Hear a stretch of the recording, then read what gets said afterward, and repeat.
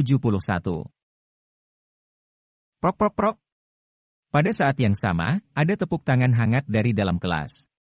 Entah tepuk tangan itu untuk menyambut Jensen atau merayakan kemalangan Direktur Marvin.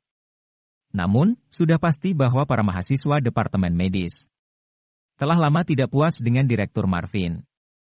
Natasha menatap Jensen dengan heran. Ketika Jensen melewatinya, Natasha menyapa sambil tersenyum. Jensen juga mengangguk pada Natasha dan kemudian naik ke podium. Dia melihat mata yang tak terhitung jumlahnya yang membuatnya sedikit malu. Untuk sesaat, dia tidak tahu bagaimana cara mengajar. Tunggu, dosen baru ini direkomendasikan oleh Profesor Oscar. Kemungkinan dia memiliki kemampuan, kenapa tidak memperkenalkan diri? Pada saat ini, seorang dosen yang tampak berumur itu tersenyum sambil berkata demikian. Dosen ini terlihat bahwa dia tidak puas dengan sikap Jensen sebelumnya. Ya, entah apakah Pak Jensen memiliki sertifikat kualifikasi medis dan di rumah sakit besar mana dia bekerja? Kalimat ini diucapkan oleh seorang dosen lagi sambil tersenyum. Kemudian dia memandang Marvin dan berkata, Direktur Marvin kami adalah direktur di Departemen Kedokteran. Dia lulus dari Universitas Oxford di Inggris. Dia juga bekerja sebagai dokter di rumah sakit afiliasi Massachusetts, dan dia adalah direktur universitas kami. Pantas saja dia tidak tahu tentang Pak Jensen.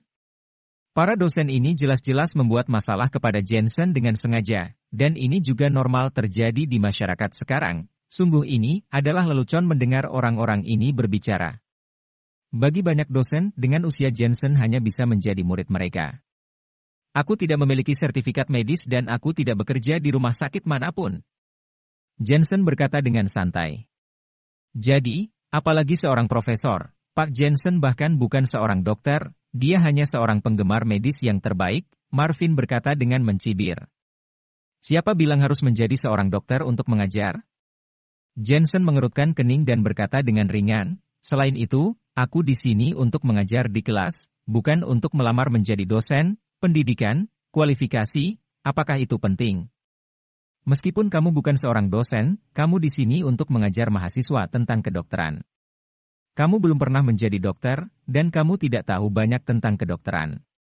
Kamu mengajari mereka untuk hal yang tidak kamu ketahui. Pak Rektor, apakah ini sebuah lelucon?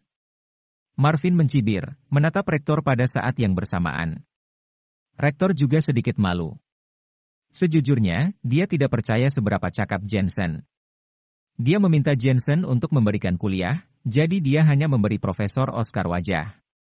Uji pengetahuan medisnya, bagaimana menurutmu? Aku tidak punya pendapat. Marvin tidak sabar untuk melihat Jensen mempermalukan dirinya sendiri. Dalam masyarakat saat ini, setiap orang pasti pernah sakit, jadi mari kita mulai dengan diri kita. Ini dapat dianggap sebagai kombinasi dari teori dan praktik, hanya untuk memberi pelajaran kepada mahasiswa. Dosen botak itu juga tertawa. Nah itu yang terbaik. Melihat semua orang berbicara satu demi satu, Jensen tidak punya alasan untuk menolak, dia pertama kali memandang dosen botak itu, Pak dosen ini, wajahnya pucat, dia bernapas dengan cepat, sering pusing dan suka cepat marah, seharusnya karena ginjalnya tidak baik, dan tekanan darah tingginya selalu bergantung pada obat setiap hari. Jika kamu ingin benar-benar menurunkan tekanan darah, aku akan meresepkan obat untuk kamu agar tekanan darah kamu stabil dan kembali normal. Mendengar apa yang dikatakan Jensen, ekspresi dosen botak itu berubah, karena dia benar memiliki tekanan darah tinggi. Jensen memandang seorang dosen wanita lagi, wajah bernoda, tubuh lemah, kemacetan berlebihan, dan menstruasi tidak teratur. Aku akan meresepkan obat untuk kamu, jadi lain kali periode menstruasi kamu datang, kamu tidak akan bangun malam karena rasa sakit lagi. Bagaimana kamu tahu? Baiklah, aku akan mencoba. Adapun kamu, pupilmu kuning, bibir atasmu hitam, dan matamu kuning. Ini penyakit liver. Yah, jangan terlalu banyak makan, banyak berolahraga, kamu terlalu gemuk. Jensen hanya melihat mereka satu persatu, dan semua dosen yang dilihatnya terdiam, karena Jensen benar. Bahkan ada beberapa penyakit tersembunyi, dan para dosen itu tidak mengetahuinya. Setelah diberitahu oleh Jensen, dan memikirkannya dengan cermat, mereka merasa memang ada merasakan seperti itu. Yang paling mengejutkan mereka adalah karena Jensen tidak memerlukan stetoskop atau denyut nadi untuk memeriksa, dia hanya perlu melihat wajahnya, dan dia bahkan meresepkan obat untuk setiap dosen. Luar biasa, heran, tidak bisa dipercaya. Ada kegemparan di seluruh kelas, dan semua mahasiswa meminta Jensen untuk membantu memeriksa mereka. Bahkan rektor pun terkejut. Ini adalah pertama kalinya dia melihat metode praktik kedokteran yang begitu hebat. Dia bilang dia seorang dokter. Tadi aku curiga. Karena dia terlalu muda, tapi sekarang sepertinya dia benar-benar seorang dokter. Natasha juga memandang Jensen dengan tidak percaya, penuh rasa ingin tahu di dalam hatinya. Tunggu, kamu memeriksa mereka semua, bagaimana denganku? Wajah jelek Marvin menyela semua orang. Dia tidak menyangka bahwa keterampilan medis Jensen begitu luar biasa.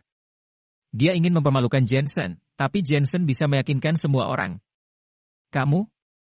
Jensen memandang Marvin dengan jijik, pipinya merah dan panas, dan tubuhnya kurus.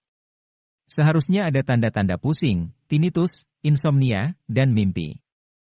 Kamu memiliki cacat ginjal. Cacat ginjal? Seluruh kelas tertawa terbahak-bahak seperti kacang goreng yang renyah, dan semua orang memandang Direktur Marvin seperti ejekan. Selama waktu ini, jangan pergi ke tempat-tempat itu untuk bermain, pergi tidur lebih awal, mengolah tubuhmu, dan bisa pulih setelah 3 bulan penyembuhan. Jensen melanjutkan. Marvin gemetar karena marah dan ingin membantah, tetapi dia tidak dapat menemukan alasan. Bagaimanapun, semua yang dikatakan Jensen benar, dia hanya bisa berkata, kamu, omong kosong. Ya atau tidak, kamu tahu sendiri. Jensen mendengus dingin, dan Marvin tidak bisa membantah lagi dan benar-benar diam.